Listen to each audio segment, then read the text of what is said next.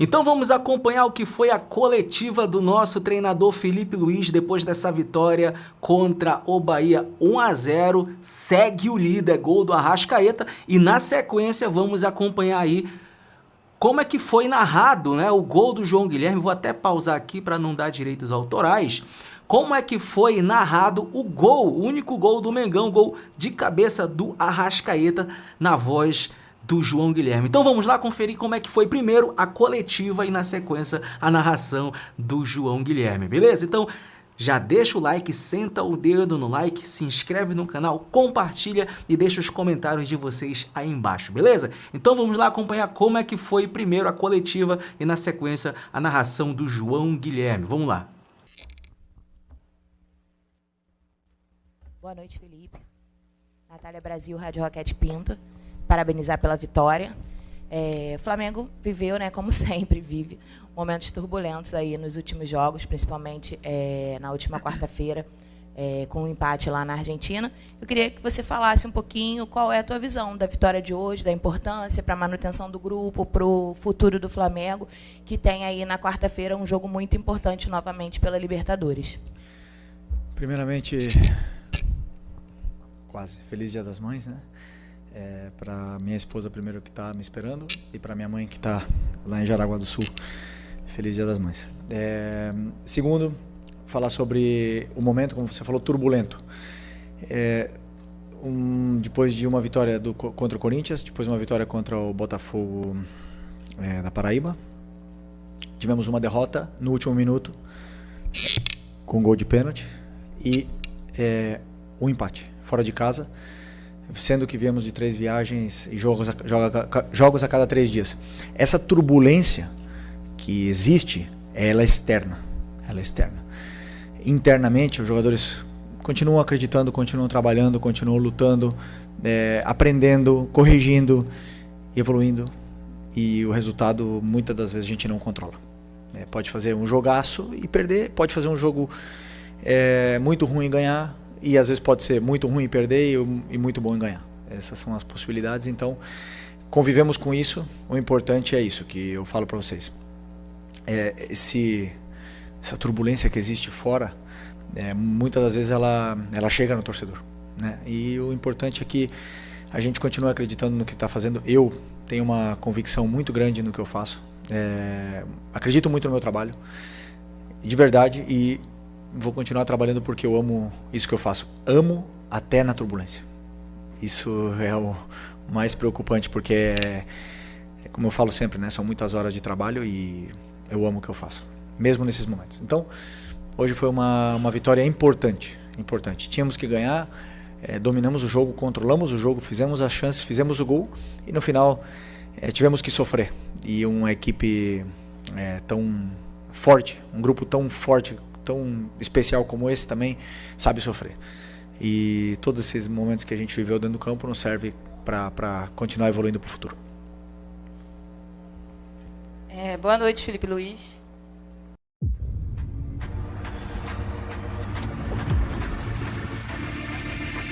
Sobre a arbitragem e principalmente sobre o pênalti anulado. Sei que vocês estão esperando que eu fale da arbitragem, mas da mesma forma prefiro não opinar. Okay? Da mesma forma que foi do último jogo. Felipe, Raíza Simplício da Gol Brasil e da revista Placar. Felipe, a gente, né, tem observado o Bruno Henrique nos últimos jogos e, na nossa opinião, na opinião da torcida, o Bruno não vem bem já tem um tempinho. E aí eu queria saber por que você tem insistido no Bruno, se você concorda que ele não vem bem, e por que o Juninho, né, que deveria ser, de repente, o substituto ali do Pedro, não é sempre a primeira opção para entrar ali como centroavante. E hoje, como é que o Bruno foi? Oi? Hoje, como é que o Bruno foi? Na minha opinião, não foi bem. Não vemos o mesmo jogo. O Bruno foi incrível hoje, incrível. Tudo que é um jogador com 34, 35 anos, campeão de tudo, o maior campeão da história do clube, chega e se sacrifica pela equipe do jeito que ele fez. Sinto muito. Joga muito. o companheiro que mais sacrifica, que mais treina, mais trabalha. E, como eu falei para vocês, os jogadores que estão aqui, eles vão passar por maus momentos, eles vão oscilar. Mas se eles estão no Flamengo, eles estão por alguma coisa. E eu acredito neles.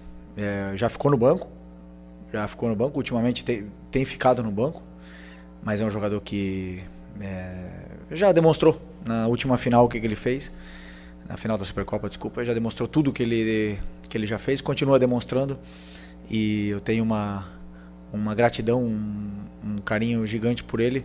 Depois, para jogar, ele tem que render, como ele rendeu hoje.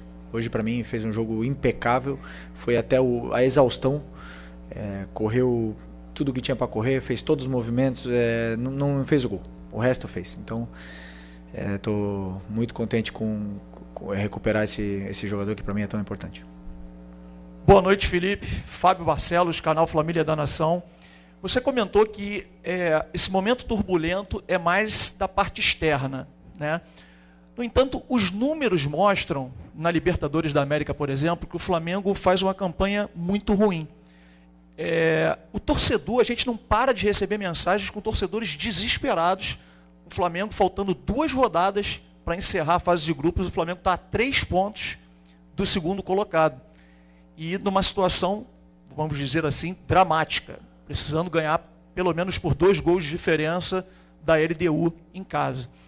Aliás, Felipe, nos últimos 3 anos, num total de 22 jogos, o Flamengo jogou muito mal contra adversários de fora do Rio, de fora do Brasil, né? Adversários estrangeiros.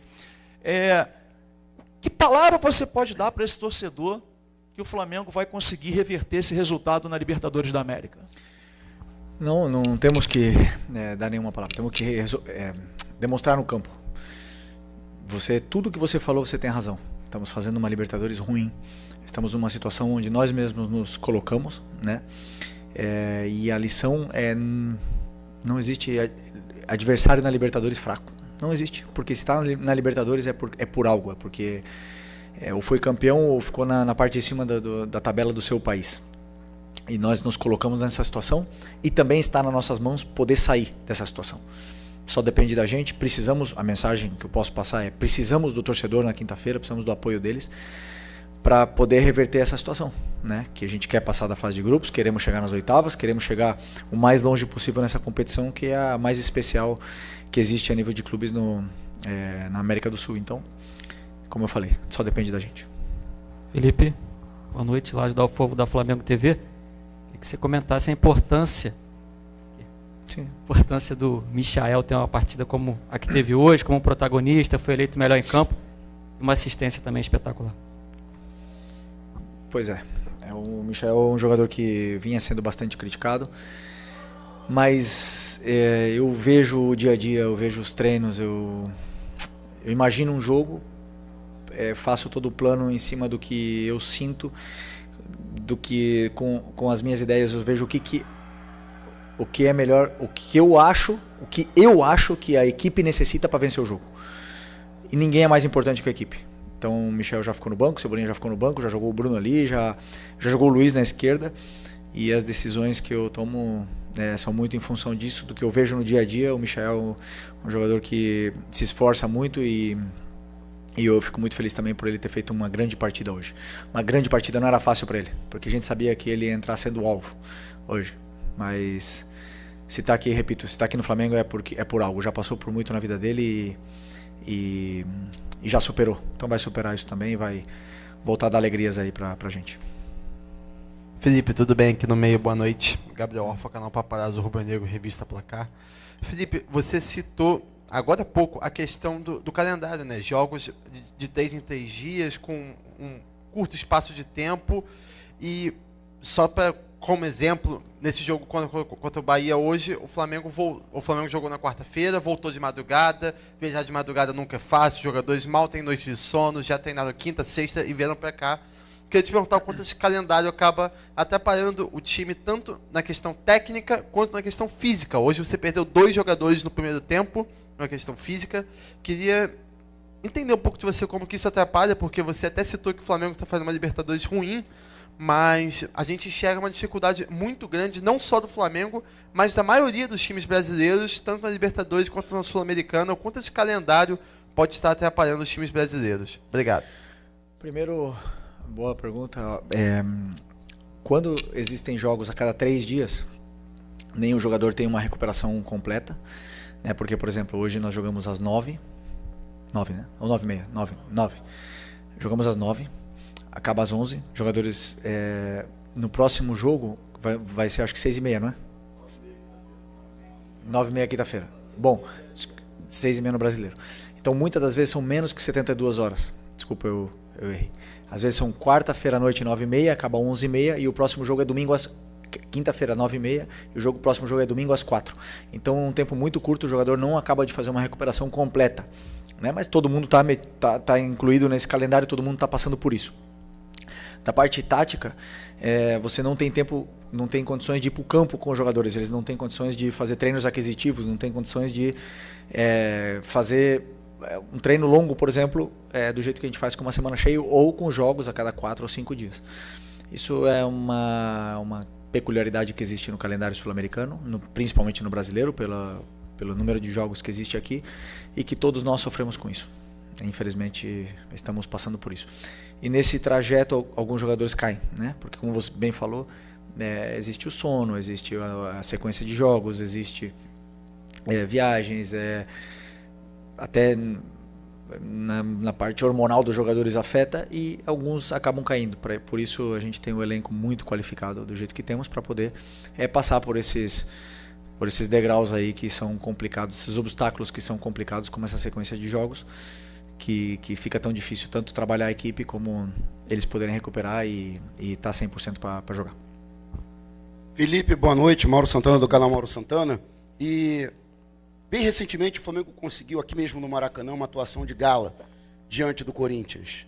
Mas até complementando essa sua resposta com relação ao calendário, o Flamengo não conseguiu na sequência manter esse nível de atuação, né? E mesmo com todos esses problemas, fica a apreensão por parte do torcedor, porque o Flamengo precisa do resultado, independentemente da atuação. O resultado é muito importante. Já na próxima quinta-feira, por exemplo, tem clássico.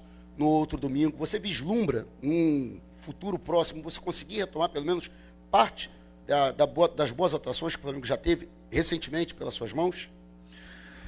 Sempre que a gente faz um plano de jogo, é para fazer uma boa atuação, mas acima de tudo ganhar. Como você bem falou do resultado, o que me mantém nessa cadeira aqui é o resultado, né? Eu faço tudo para poder ganhar. E a forma que eu tenho para fazer eles chegarem mais perto da vitória é com um modelo de jogo onde a gente normalmente temos que pressionar bem o adversário, roubar a bola e ficar com a bola e atacar o maior número de vezes, com o maior volume possível, e ter bons jogos. Mas o adversário também joga, existem adversários que também estudam a gente e conseguem nos causar dificuldades. Isso é uma coisa natural. Depois do Corinthians, com um time alternativo, fizemos um grande jogo contra o Botafogo naquele campo muito complicado. Faltou o gol.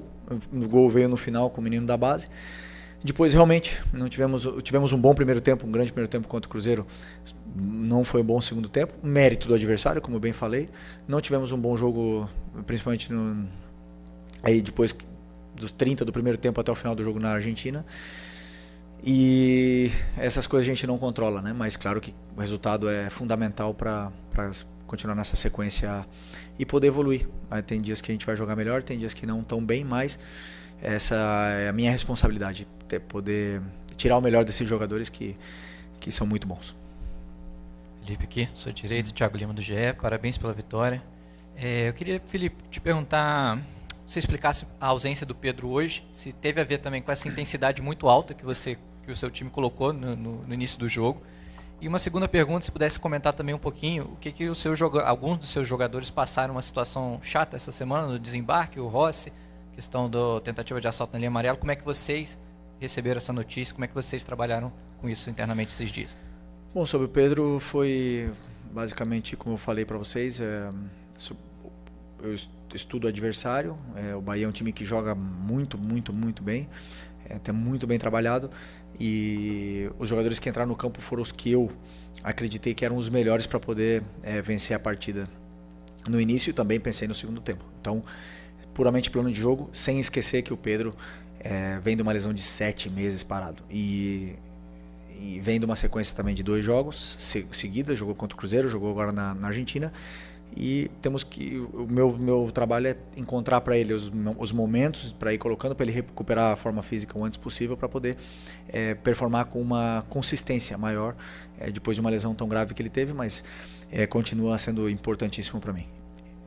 Sobre o assalto, infelizmente é um assunto muito triste, né, que aconteceu essa semana, na qual o Rossi surpreendentemente respondeu muito bem essa situação. Até falou que quer ficar mais tempo aqui ainda, né, no clube, que está muito feliz, que está muito contente, a família está contente, né, mas é uma coisa que realmente nos preocupa a todos, essa segurança, né, no Rio de Janeiro e no Brasil em geral. Boa noite, Felipe, aqui Gilmar Machado, Rádio Opinião Play. Até pouco tempo, né, a maior parte da análise que se fazia do seu trabalho e do Flamengo era de uma equipe capaz de vencer todos os jogos e ainda performar muito bem. E as últimas partidas, infelizmente, isso não tem acontecido, as duas coisas não têm acontecido. Às vezes tem a vitória, mas não tem a performance. Mas, de alguma maneira, né, você, ao longo da sua trajetória, também já deve ter se preparado para, em alguns momentos, encarar situações em que o adversário começa a mapear a maneira como o Flamengo joga. A impressão que a gente tem, que eu tenho, é que o Flamengo continua desenvolvendo o seu futebol, mas os adversários também passaram a perceber a maneira como o Flamengo joga. Em um dado momento, você já percebeu isso também e pensa, dentro dos 90 minutos, em alterar essa situação? Você já pensou em alguma estratégia em relação a isso? Primeiro, me parece interessante porque foram 2 jogos. 2 jogos. Você falou, parece que foram 20, né, que o time perdeu as grandes atuações. E repito, grande primeiro tempo contra o Cruzeiro, grandíssimo primeiro tempo contra o Cruzeiro. O segundo tempo não foi bom, realmente. E depois, eu tenho muito claro, assumo toda a certeza do mundo que não vamos fazer só grandes jogos e só vitórias. Não tem nenhum time do mundo que ganha sempre. Para mim, o melhor time do mundo até o momento era o Barcelona, um dos melhores, e foi eliminado. E qual o problema? Fizeram um grande jogo também e foi eliminado. Futebol é assim. Eu assumo isso, sei que não vamos jogar bem sempre, sei que não vamos vencer sempre. E meu trabalho, minha função é dar soluções para os jogadores para que eles possam se encontrar dentro do campo com uma estrutura e depois a qualidade deles apareça. E claro, dentro do próprio jogo do Cruzeiro, fiz várias alterações táticas para tentar sair da pressão deles. Tudo dentro do que está sendo treinado. Obviamente que eu não vou fazer nunca uma mudança que eu não treinei. Eu não vou mudar de sistema que eu nunca treinei, não vou botar um jogador que nunca treina naquela posição, botar ele de repente ali para ele poder jogar. Então tudo que eu faço é pensando em dar soluções para os jogadores. Como você bem falou, os adversários estudam a gente, não tenho dúvida que eles vão fazer isso. Esse é o trabalho deles. O meu trabalho é fazer com que os meus jogadores se encontrem dentro do campo e possam superar essa barreira dos adversários. E aí o futebol é tão bonito. Eu, por exemplo, passei 8 anos defendendo o Atlético de Madrid, praticamente em bloco baixo, e ganhamos praticamente tudo também. Existem várias formas de ganhar, eu acredito numa, tenho uma convicção plena e sigo essa convicção sempre. Bom, vocês puderam aí acompanhar a entrevista do Filipe Luiz. O que vocês acharam ali? O que vocês acharam que ele falou ali do Flamengo, da postura do Flamengo? Enfim, comentem aí. Agora vamos acompanhar o que foi. Vamos acompanhar o que foi a narração do João Guilherme no único gol, o gol da vitória do nosso Flamengo, o gol do gênio, do craque Arrascaeta. Vamos lá? Vamos conferir como é que foi? Então vamos.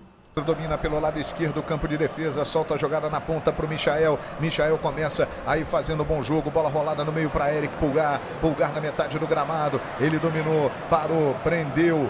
dominou e virou na esquerda para Alexandro. Alexandro para o Michael, em cima da linha, vai para dentro, janta ele, Micha, vai para cima, toca a bola mais atrás para o Alexandro. Alexandro vem na ponta esquerda, Arrascaeta pede do lado, recebeu o 10 da Gávea. O homem tá impossível em campo, artilharia do Brasileirão nas redes sociais, tá demais o debochado. Bola chega na ponta direita para o Varela. Varela passa pelo primeiro, conduziu, armou, levou uma pancada o Varela, mas o árbitro deu vantagem. Léo Pereira soltou na esquerda, é pro Michael. Michael cortou, cruzou, mandou na área, cabeçada, faz barulho na ação, Arrasca! Gol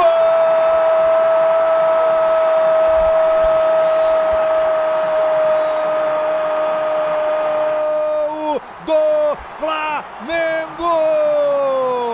Do artilheiro, do homem-gol, do decisivo, Arrascaeta,